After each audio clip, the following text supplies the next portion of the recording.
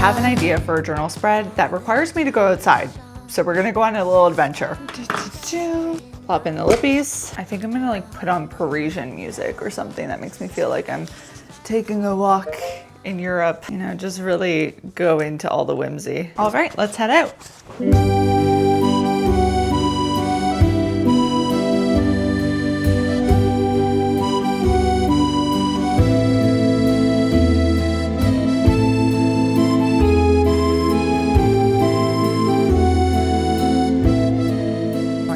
Of talk lately about whimsy online, and I've been thinking a lot about what is whimsy and what it's not. Like, I don't think it is a requirement to buy things or add new things to your life. I think when it comes down to it, like, the art of noticing is so important with whimsy, of like looking for those small little details, having fun, being playful. And that's kind of my mission for today, is to find some little tiny special things to add to my journal spread to give it a little something something. We'll see if it works out. TBD. U of T campus, by the way, if you're ever in downtown Toronto, is like peak whimsy, especially with the Parisian music. I feel like I'm in a different place and not in the city. So that's fun. Also, like, the most gorgeous day. Look at the clouds. The art of noticing.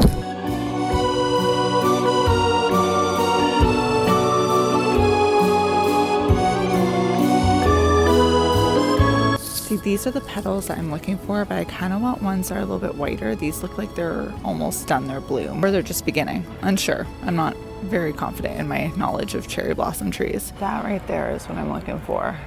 These ones over here just don't look as vibrant.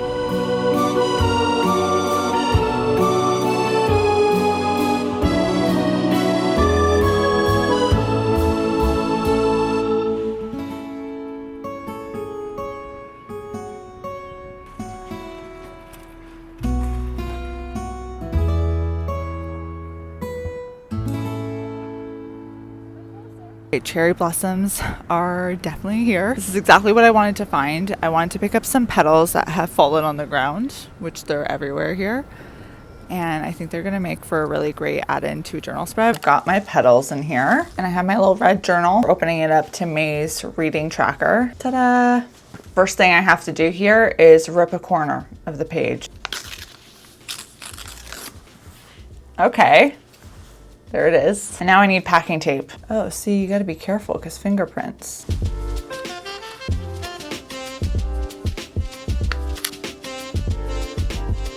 So now I've got one sticky side down. I gotta place my petals where I want them. So I'm gonna place one there, one here. Go flat, my friend. Okay, that was kind of a fail. I want to layer them. Now I have to seal it with the other side. I'm very nervous about this part.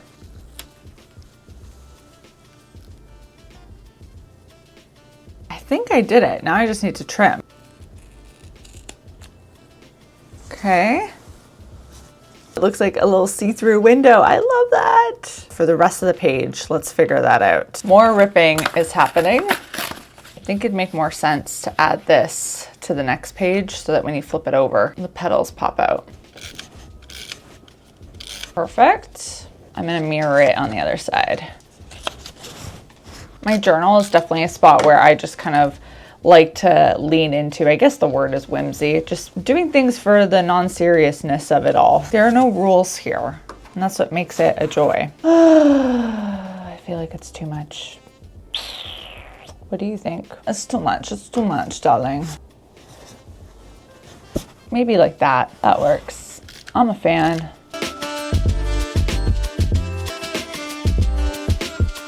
I think adding some writing onto the tape makes it bleed into the page a little bit more. Like, I think this is so cool. And look, when you flip it over, it's still gonna have the purple look because I did it on matching sides. It's gonna be so cute. Is there a ruler here?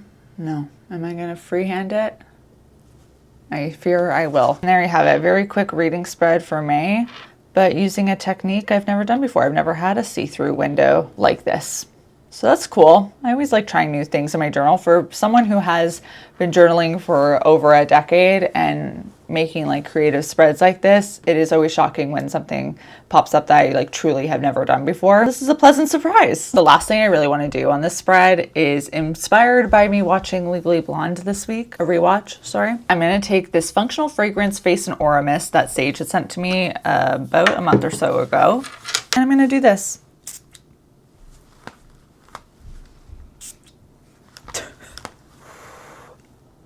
Now my paper is scented. In the movie, she does that to her resume, right?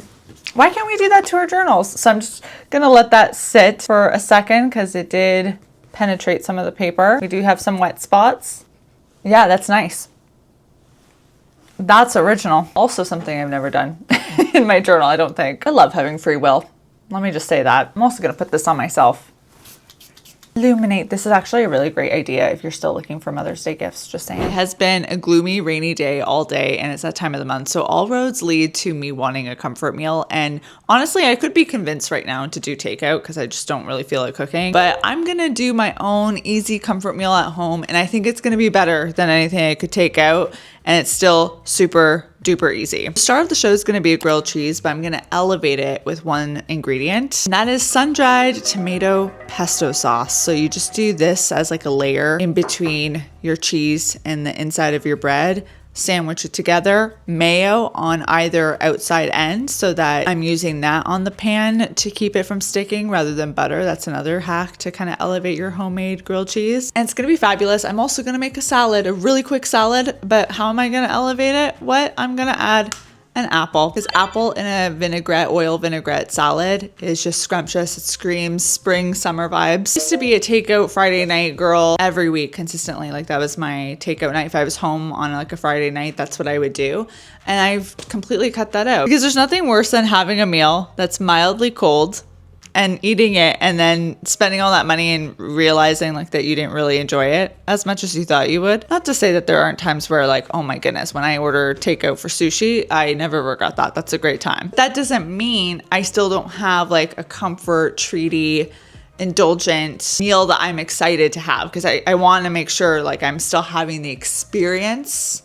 I'm just doing it in a different way. That's the reason I'm doing grilled cheese, but sun-dried tomato pesto edition and apple salad edition with some sweet potato fries. Like it's gonna be great. Just you wait.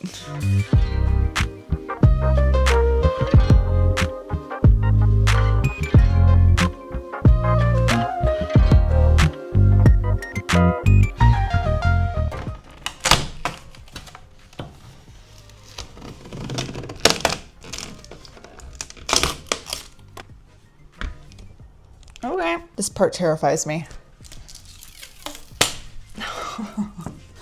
No. Nice.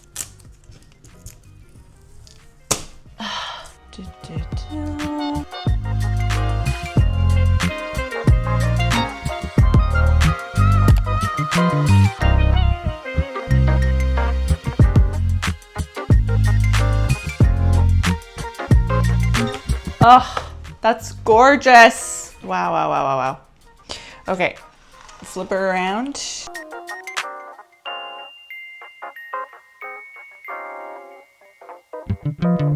This swap was so impactful that I felt inspired to keep the vibes going. You probably haven't seen this art print in my office too much. For one, I have it in a spot where you don't see it on camera, but also two, in 2024, so 2 years ago, I painted it completely white because I was so sick of this motivational quote on the canvas. Not that I disagree with the quote, but I just was not happy or motivated seeing it. And rather than throwing it out, I painted it white with the intention of repainting it, and I procrastinated on that for 2 years. So this particular day, the stars aligned, the sun was in the right place, and I thought, let's just paint in my living room. I did put tarps down. It was a questionable decision though to do this in my living room where I have a white carpet, but nonetheless, I took the risk anyways. And I just allowed myself to throw color on canvas. This canvas isn't a paint canvas, it's a printed canvas, so it doesn't blend in the same way that a regular higher quality canvas would. But I still think I did a decent job of just getting some mixtures happening. I made sure that anytime time I put red or pink or brown onto the canvas, I always mixed it with a different color just to give it some more depth. I had taken a workshop a couple of weeks ago where the artist was talking about how she always does that when she's painting. She never puts something straight from the tube onto the canvas. So I thought that was interesting, and I tried to use that piece of advice here. It is just abstract art. I may fluff around and take 2 years to contemplate doing something else to it, to add to it. At this point, it feels 100 times better than the quote and about 10 times better than having a white canvas. Like, I think having some sort of color on here is a little bit more interesting than just looking at white abyss. Painting has never been my strong suit, so I think I was just really getting in my head about not wanting to commit to doing anything without having a full-on plan. And I find it funny that, you know, after all this waiting, I ended up just impulsively painting this. But I think there's like a good lesson there, a reminder that we don't have to plan out everything in our life. Sometimes we can just allow ourselves to have fun and follow our instincts and see where it takes us. And in this case, I now have a red canvas that is a very dramatic pop of color in my office. I hope you guys enjoyed this one, and I'm curious if you want to let me know in the comments below, what are like small little ways that you think are important for whimsy in your life? What does whimsy even mean to you? I'll see you next week. Bye.